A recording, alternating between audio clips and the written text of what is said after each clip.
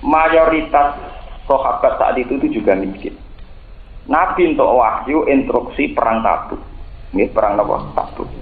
Ini sing disebut perang Dzatil Usrah, perang paling sulit. Niku sahabat-sahabat yang kaya kayak Sayyidina Utsman itu menyumbangkan sekian ratus unta, sekian ratus nopo jenenge kuda, sekian ribu persenjataan. Begitu juga Tolha, Abdullah bin Zubair, itu orang-orang yang kaya-kaya. Tapi yang hebat apa? Ini harus jadi pelajaran bagi kula jenengan. Sahabat-sahabat yang miskin, cara mriki kados tukang becak, tukang sayur, orang-orang miskin. Itu tidak membebani konsumsi pada Nabi dan pasukannya Nabi. Mereka urusan konsumsi yang kira-kira perjalanan sampai 1 bulan itu ditanggung sendiri. Padahal mereka orang-orang miskin. Sampai dalam kejadiannya satu orang itu hanya berbekal 1 genggaman kurma. Iku nganti wis entek kurmane niku kulite cek disesep. Bahkan sebagian sahabat itu 1 kurma diisep 2 orang. Apa? 2. Tapi gara-gara sistem ini juga semua uang besar dari sahabat-sahabat kaya, dana besar, kados saking Abdul bin Zubair, saking Tolha, saking Utsman, itu dipakai persenjataan atau kecukupan militer. Tidak perlu dibelanjakan beras untuk konsumsi ini. Kalau bolak-balik nyontokno ngoten, tapi mungkin kalau di tradisi kita tidak populer. Tapi kalau saya berani tidak populer. Kalau nyontokno bolak-balik, kalau jamiah istighosa itu 5.000 orang, sing sugih nyumbang 2 juta, sing setengah sugih 0,5 juta, sing sugih banget 10. Uang 20 juta itu misalnya dalam jamaah ngaji itu dipakai perpustakaan, itu untuk kitab pirang-pirang judul. Tapi kalau yang miskin gak urun tiga konsumsi, itu untuk bersego sak piring. Sing mangan di ora warak, bariku ya gak ono bekas. Karena yang miskin menjadi beban yang urusan konsumsi.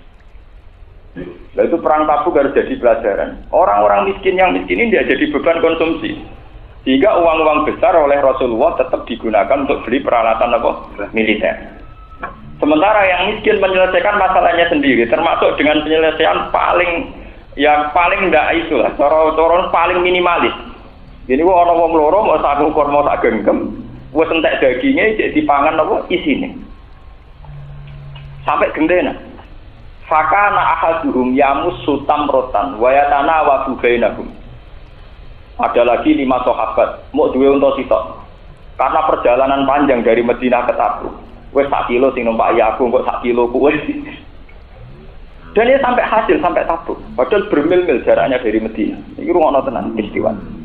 Sehingga apa yang terjadi?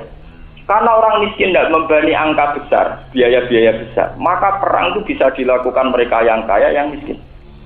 Karena yang miskin tidak jadi tanggungan yang kaya. Ini ruang tenan. Kaya apa? Andikan itu bisa dipraktekkan sekarang. Sehingga uang-uang besar atau dana besar untuk hal-hal yang monumental, yang miskin terlatih menyelesaikan masalahnya apa? Sendiri. Ini penting kalau hari ini. Terlatih menyelesaikan masalahnya sendiri. Ini wonten sing haru guys. Wonten sahabat badhe perang besar. Padahal di Tabuk ini nanti yang dihadapi pasukan Romawi. Ini pasukan apa? Romawi. Itu ada sahabat sing hanya punya kuda 1, padahal miliknya 10 sahabat, nanti jatah gantian. Kemudian hanya sanggup kurma 1 genggam. Engkau mangane iki gendena. Mangane pelaturane ngene. Engkau nak mangan aja dilek. Nak dilek gak langsung tak. Mau kon dimut gentenan, napa disesep napa? Gendena. Itu kan itu ada riwayatnya itu. Akurat, saya punya data akurat. Tapi apa yang terjadi lewat barokah perjuangan ini, jumlah orang Islam yang bisa perang di Tabuk sangat banyak, menandingi jumlahnya pasukan Romawi. Kalau bolak-balik matur tenggene ngaji, dalam sistem gizi atau sistem manusia dalam makan itu saja ini podo mawon. Kalau bolak-balik matur, contoh gampang poso. Ketika Nabi nak wis wayahe buka nang buka, walau bijur atimain meskipun dengan seteguk air. Sampeyan ora percaya, wong sing gagah ngombe seteguk air, mbek wong sing gagah mangan sak piring wareg, bariku yo ngopi, mangan gedang goreng, mangan es buah. Itu andekan sama-sama bawa pedang jotosan 50-50. Pokoknya dalam Islam itu yang penting orang itu punya asupan. Ada yang diminum. Artinya ya tentu. Sampai nggak bisa tanya, lho Gus, wong mangan, kira mangan, perang kan mesti kalah. Wong ngombe sak gelas, ambek sing ngombe sak liter. Orang yang mangan 10-an, satu sesuap nasi, ambek sing mangan sak piring penuh. Itu nak jotosan ya 50-50. Paham ya? Apalagi dalam perang ada senjata, itu butuh kelincahan, butuh nasib. Sementing orang belas, mergo gemeter, tak belas, kenapa? Gemeter ini tenan, mergo nak belas apa? Gemeter. Makanya itu sahabat di teori ini, kalau sama sekali tidak, itu gemeter, itu realistis. Sebab itu gawa kurma, tapi pelaturan ora oleh dimakan. Mau napa disesat. Mengko nak dimakan teh. Nak dilek napa? Entek. Nah, peristiwa ini dari wong munafik, agama kok ngene iki. Musuh kok ngene ora arah ditampa pangeran, sudah kok sesep-sesep kok. Tapi ternyata nilainya sangat berarti. Sehingga wong munafik sing ngenyek peristiwa ini ra bakal disepuro pangeran. Senajan to sing njalukno sepuro Kanjeng Nabi Muhammad sallallahu alaihi wasallam. Saking salahe maksudnya. Lho kula bolak-balik matur iki. Ngene iki mboten napa-napa niki. Kula ini untuk kepentingan ilmiah. Saya hingga detik ini, niku ambek orang-orang tetangga saya yang punya toko kelontong, terutama toko beras. Niku hormat sekali. Bahkan kalau sering ditegur, Gus Jiran wong biasa kok oleh hormat ngono. Itu semua, terutama yang terkenal sosial, karena sederhana teori saya. Wong koyo aku wis kiai. Wong ramangan utang aku rawan. Wanine mbek toko iku. Jika kalau kita tidak pernah diutangi orang-orang miskin karena kita dianggap sesepuh masyarakat, ya beri hormat sama mereka sing ditakdir berkesempatan apa? Ngutang. Dan itu artinya punya toko kelontong yang berjiwa apa? Itu saya tunjukkan ke mereka kalau saya hormat, respect. Akhirnya yang terjadi apa? Sing di toko dihormat pula sebagai ulama, saya hormat dia sebagai media sosial. Karena orang utang beras taruhannya nyawa. Pinjam uang saat kelahiran juga taruhannya apa? Nyawa. Dan sel-sel ini yang bisa menyelesaikan orang-orang kecil. Wes jadi sunai pangeran kirim si kancane kiri. Gak mungkin dong kiri kancane wong sugih. Satpam utang-utangan mbek satpam ora mbek majikane. Nggih, Bos.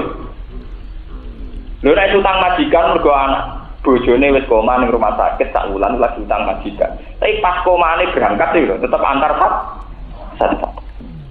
Paham? Dan itu di jaring sosial pasti prosesnya.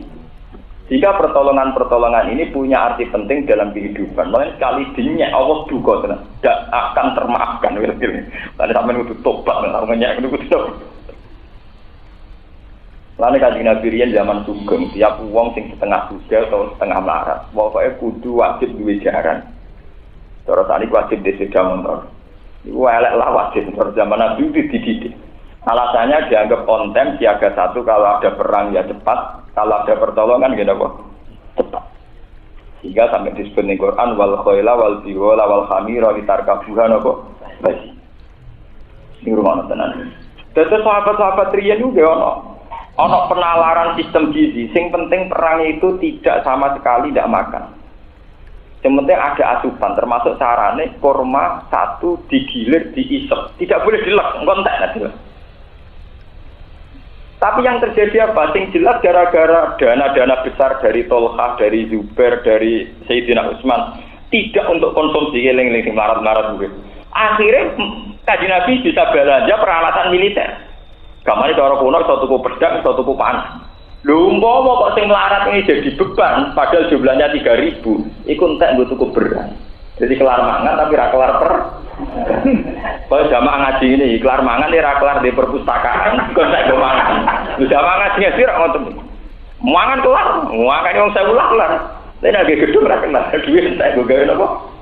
Mang. Itu harus jadi pelajaran. Iku setengah arah bener atau ngoten niku. Barani salah wong ngeki mangan wong kok salah, barani bener mangan mangan tempat ngaji cek mangan menawi banggune. Lalu kalau nak ngaji ning dindi ke ros babe salat kok haram mangan, sak upol lang mari batal. Mergo pangeran niku mangkel. Ning omah mangan kan ngas salat ya apa.